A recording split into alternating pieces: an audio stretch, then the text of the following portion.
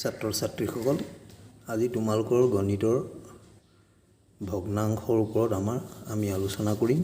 এতিয়া তোমালোকে প্ৰথমতে এটা কথা চোৱা, ইয়াত দিয়া আছে যে কিতাপত প্ৰথমে কৈছে যে ভগ্নাংশ আৰু দশমিক বুলি লিখিছে। প্ৰথমতে তোমালোকে ভগ্নাংশৰ কথা জানিব লাগিব। এতিয়া ভগ্নাংশৰ কথাটো হৈছে কি যে এটা গোটা বস্তু, তাক আমি বস্তুটো দি এক ধৰি লওক স্বাভাৱিক সংখ্যা এটা ধৰি লওক, ইয়াত তুমি দুটা কলম লৈছা, দুটা গোটা, বা নতুন তুমি আপেল এটা দুটা আপেল লৈছা, তিনিটা আপেল লৈছা, এইটো গোটা। তাক যেতিয়া তুমি ভাগ ভাগ কৰিবা, ভাগ ভাগ কৰি যেতিয়া তুমি কেই ভাগ ল'বা, ধৰি লোৱা তুমি আপেল এটা দুভাগ কৰিলা, দুভাগ কৰি এভাগ লৈছা, তেতিয়া আমি লিখিম দুভাগৰ এক। বা তিনি ভাগ কৰিছা, তিনি ভাগ কৰি যদি তুমি দুভাগ লোৱা, তেতিয়া ইয়াত চোৱা, ইয়াৰ অৰ্থটো এইটোৱে। তিনি ভাগ কৰিছা, তিনি ভাগ কৰি ধৰি লোৱা এই কাগজখিলাক মই এতিয়া তিনি ভাগ কৰিম সমানে। এই কাগজখিলাক মই তিনি ভাগ কৰিছোঁ, এনেকৈ তিনিটা ভাগ কৰিম, আৰু এইটো এটা ভাগ, তিনিটা ভাগ। তোমাক ধৰি লোৱা এইটো সমান ভাগ কৰিলোঁ, এইটো এটা ভাগ, এইটো এটা ভাগ। গতিকে এক, দুই, তিনি, এই তিনিটা ভাগ যেতিয়া মই ফালি পেলোৱা নাই, ফালি দিলে তিনিটা ভাগ হ'ব। এই তাৰমানে এই গোটা বস্তুটো যেতিয়া তুমি তিনি ভাগ কৰিছা, কৰি দুভাগ ল'বা, এই ভাগ নোলোৱা যেনিবা, তিনি ভাগ কৰি দুভাগ লৈছা, তেতিয়া এইটোকে কোৱা হয় তিনি ভাগৰ দুই। ইংৰাজীত ক'লে 2/3 ক'ম আমি। ঠিক তেনেকৈ এটা বস্তু সাত ভাগ কৰিছে, সাত ভাগ কৰি পাঁচ ভাগ লৈছে, 5/7 এই ধৰণে লোৱা হৈছে। তাৰপিছত আৰু কিছুমান দিছে চোৱা, 7/4। এতিয়া এইবিলাকত বা 1/10 এইটো পাম আমি অলপ পাছত। এইটো কিয় এনেকৈ লিখিছে যে তুমি 4 ভাগ কৰি 7 ভাগ কেনেকৈ ল'বা, সেইটো কথা এই অলপ পাছত পাম। কিন্তু এটাই কথা শিকা যে যিবিলাক আমাৰ ভগ্নাংশ লিখিলে ওপৰ পাৰ্টটোক আমি কওঁ লব, তলৰ পাৰ্টটোক কওঁ হৰ। যেতিয়া লব আৰু হৰ থাকিব, তেতিয়া এইটো আমি ভগ্নাংশৰ ওপৰত লিখিছোঁ। যদি লবটো সৰু হয়, হৰটো যদি ডাঙৰ হয়, হৰটো যদি ডাঙৰ হয়, তেতিয়া লবটো সৰু হ'ব। তেতিয়া এই ক্ষেত্ৰত ইয়াক কোৱা হয় প্ৰকৃত ভগ্নাংশ। আৰু ঠিক তেনেধৰণে চোৱা, এইটো 5/7, এইটো চোৱা লবটো সৰু, হৰটো ডাঙৰ, এইটোক কোৱা হয় প্ৰকৃত ভগ্নাংশ। কিন্তু ইয়াত চোৱা, এইটো হৰটো সৰু, লবটো ডাঙৰ, এনেকুৱাবিলাকক কোৱা হয় অপ্ৰকৃত ভগ্নাংশ। আৰু যদি এইটো দেখিছেনে, এইটো এটা গোটা বস্তু, এক মানে গোটা, ইয়াত 2 লিখিব পাৰে, 3 লিখিব পাৰে, 4 লিখিব পাৰে। এই ধৰণে লিখাৰ পাছত ইয়াত আকৌ ভগ্নাংশটো লিখি দিলে, এইটো দুভাগ কৰি এভাগ লৈছে। গতিকে এইটোক ক'লে এক সমষ্টি দুভাগৰ এক।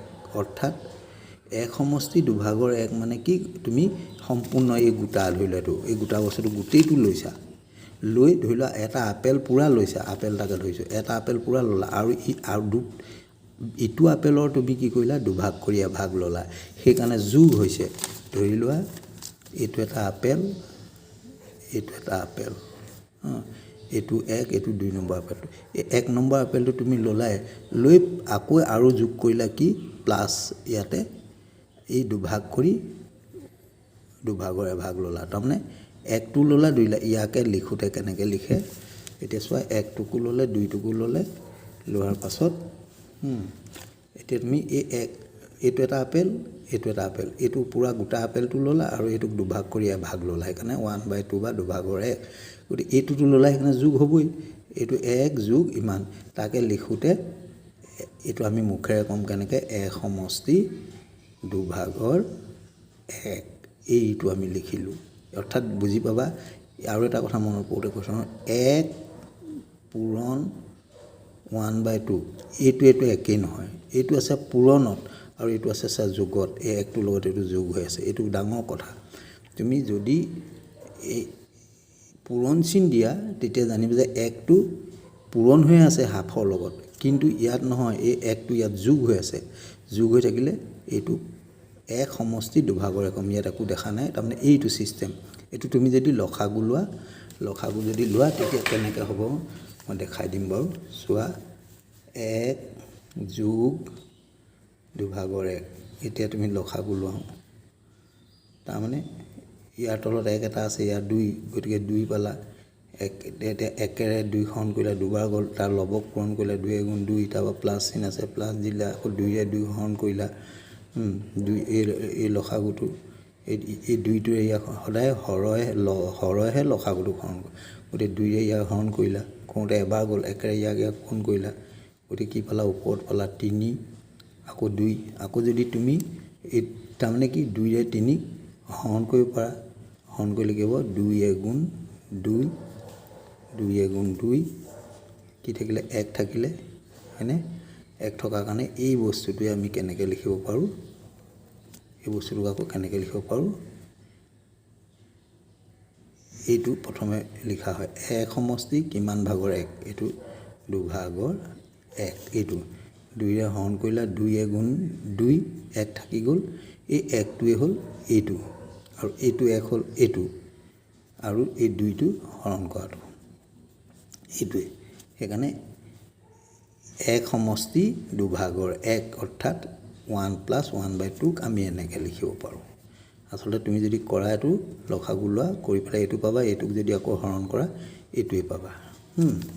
এতিয়া তুমি চোৱা, আমি কৰিছোঁ ইয়াত, এইবিলাক মই তাই দিছোঁ, চোৱা উদাহৰণবোৰ, যে কোনো এটা বস্তুৰ পৰা ভাগ কৰি লোৱা অংশই হৈছে কি, ভগ্নাংশ। মনত ৰাখিবা, কোনো এটা বস্তুৰ পৰা ভাগ কৰি লোৱা অংশই হৈছে ভগ্নাংশ।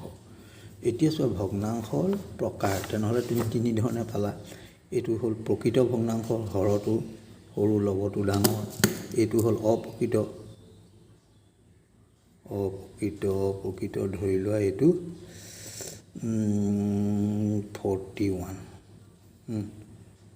41। এতিয়া ইয়াত লবটো ডাঙৰ, হৰটো সৰু, এইটো অপ্ৰকৃত, আৰু এইটোত সমষ্টিত আছে 5 সমষ্টি 8 ভাগৰ 3, এইটো হ'ল মিশ্ৰ। মিশ্ৰত কি হ'ল, গোটা সংখ্যা এটা স্বাভাৱিক সংখ্যা বুলি কয়, স্বাভাৱিক সংখ্যাটো আছে প্লাছ ভগ্নাংশও আছে, দুইটা লগ লাগি থাকিলে কোৱা হয় মিশ্ৰ, মিন্স মিহলি। এতিয়া চোৱা ইয়াত মই কিছুমান উদাহৰণ দিছোঁ, এইবিলাক চাবা। এতিয়া মিশ্ৰ ভগ্নাংশ হৈছে, এইটো চোৱা, মিশ্ৰ ভগ্নাংশ হৈছে এটা স্বাভাৱিক সংখ্যা অৰ্থাৎ গোটা বস্তু আৰু এটা প্ৰকৃত সংখ্যাৰ যোগ। এইটো তোমালোকক যিটো মই উদাহৰণ দি দেখুৱালোঁ। এতিয়া এইটো যেনে 2 সমষ্টি 2 ভাগৰ 1, কেনেকৈ এইটো দেখুৱাইছিলোঁ চোৱা, এইটো দেখুৱালে উত্তৰটো আকৌ এইটোৱে পাম। ইয়াত আমি আৰু এটা কথা পালোঁ, কি জানানে, কি পালোঁ, যে মিশ্ৰ ভগ্নাংশ এটা অপ্ৰকৃত ভগ্নাংশ। তাৰমানে মিশ্ৰ ভগ্নাংশ অপ্ৰকৃত কেলৈ হ'ল, চোৱা এইটো 2 সমষ্টি 2 ভাগৰ 1, 2 সমষ্টি 2 ভাগৰ 1টো তাৰমানে কি 2 যোগ এইটো, ইয়াৰ যোগলটো তুমি লসাগু ল'লা, এইটো পালা, পোৱাৰ পিছত এইটো চোৱা, ইয়াৰ লবটো ডাঙৰ হৈ গ'ল, হৰটো সৰু হৈ থাকিলে, চোৱা লব ডাঙৰ হৈ থাকিলে, হৰ সৰু হৈ থাকিলে অপ্ৰকৃত ভগ্নাংশ বুলি কয়। গতিকে তোমাৰ ই এটা মিশ্ৰ ভগ্নাংশ, এই মিশ্ৰ ভগ্নাংশটো তুমি যদি কৰাগৈ এইটো পালা, এইটো হ'ল অপ্ৰকৃত ভগ্নাংশ। গতিকে মনত ৰাখিবা, পৰীক্ষাত আহে মিশ্ৰ ভগ্নাংশ এটা অপ্ৰকৃত ভগ্নাংশ, এইটো এটা দৰকাৰী প্ৰশ্ন। অপ্ৰকৃত ভগ্নাংশ। গতিকে এই যে ভগ্নাংশখিনি পালা, এই ভগ্নাংশৰ পৰা আকৌ তুমি বেলেগ আৰু কিছুমান ভগ্নাংশ দেখুৱাবহে পাৰা, কিন্তু আচলতে এতিয়া যাৰ হৰবোৰ একেই থাকে, তেতিয়া এই ভগ্নাংশবোৰক একেলগে আমি প্ৰকৃত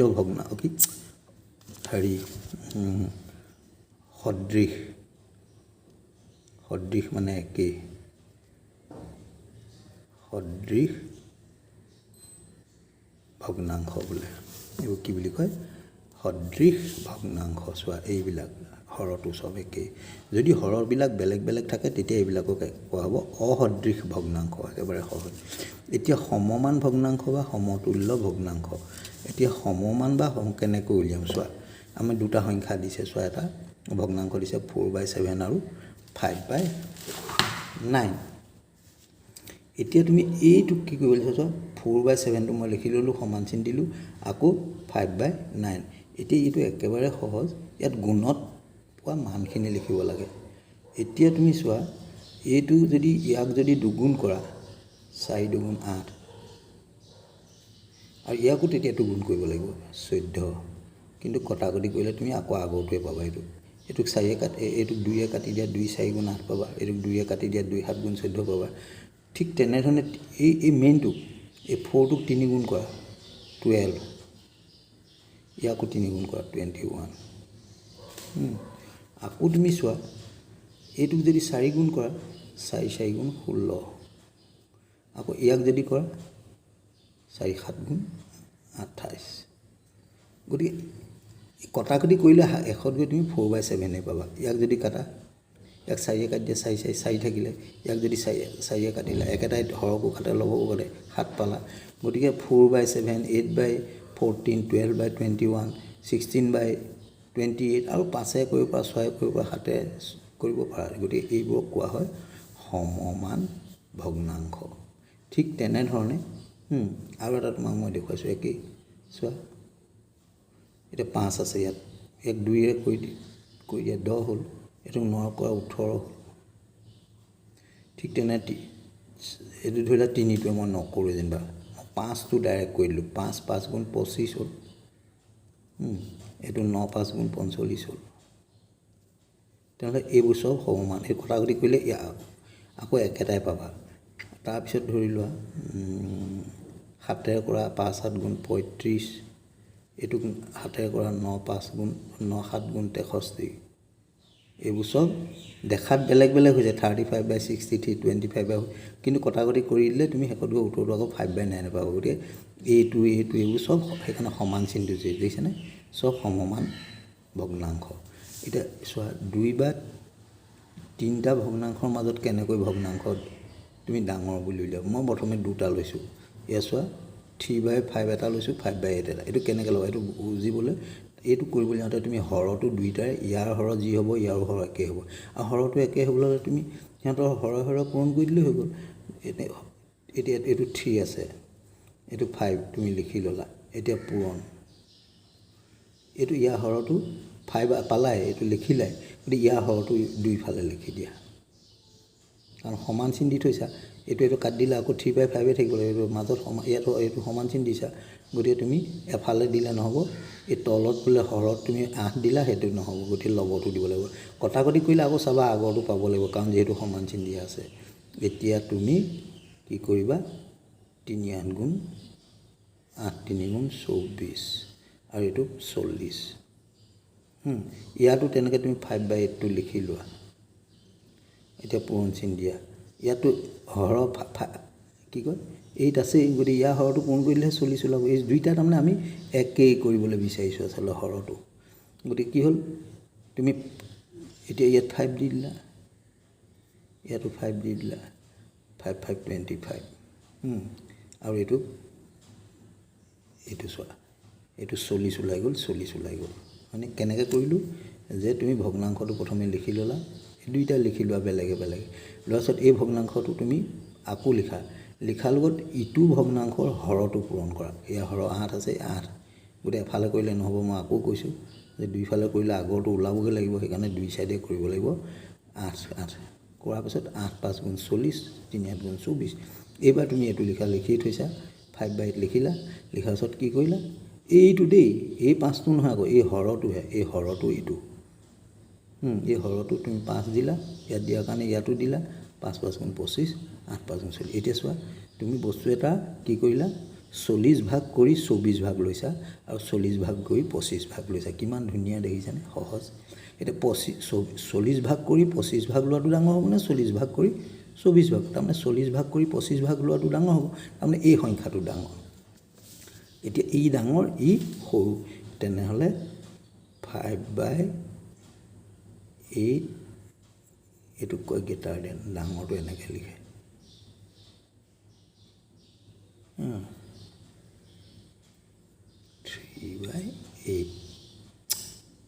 3/5 অৰ্থাৎ চাবা দেই এই চিনটো যে ব্যৱহাৰ কৰিছে ইয়াৰ যিটো ফালে মুখখন ডাঙৰ হৈ থাকে হেতুকে ডাঙৰ বুজায় এই যোনটো ফালে সৰু বুজায় সৰুটো যোনফালে সৰু নাম্বাৰবিলাক বা ভগ্নাংশ হয় সংখ্যাই হওক যিয়ে নহওক এই সৰুটোৰ ফালে জংটো থাকিব আৰু ডাঙৰটোৰ ফালে এই বহলকে মুখ মেলাত থাকিব গতিকে আমি এই চিহ্নৰ দ্বাৰা প্ৰকাশ কৰি দিলোঁ এইটো আমাৰ আনসাৰ হৈ গ'ল গতিকে ইয়াৰ পাছত আমি নেক্সট যাম আজিলৈ ইমানতে সামৰিলোঁ তোমালোকে এইকেইটা কথা ভালকৈ শিকা ইয়াত দিছে ইমান আৰু ইমানৰ তোমালোকে মাত্ৰ পঢ়া ভালকৈ পঢ়া আৰু ইয়াত কেইটামান সংখ্যা বহুৱাই দিয়া প্ৰকৃত এইটো প্ৰকৃত দি থৈছে এইটো এটা প্ৰকৃত ইয়াত প্ৰকৃত লিখা ঘৰত এইকেইটাকে বনাই পেলোৱা অপ্ৰকৃত কোনবিলাক এইটো 7/4 এইটো এটা প্ৰকৃতত 1/10 এইটো হ'ল মিশ্ৰ এইটো অপ্ৰকৃত এইটো হ'ল প্ৰকৃত এইকেইটা তুমি ঘৰত বনোৱা এতিয়া লিখা তাৰপিছত সমমান কেনেকৈ কৰিছে চোৱা আৰু ডাঙৰ কেনেকৈ কৰিছে এই তিনিটা কথা হৈ গ'ল আৰু কাইলৈ তেতিয়া আমি কিছুমান ডাইৰেক্ট অংকলৈ যাম আৰু এতিয়া বুজিছানে এইবিলাক কৈছে যদি এইবিলাক আমি কৰি থাকিলে আমি বুজি পাম আমি আজিলৈ ইমানতে সামৰিছোঁ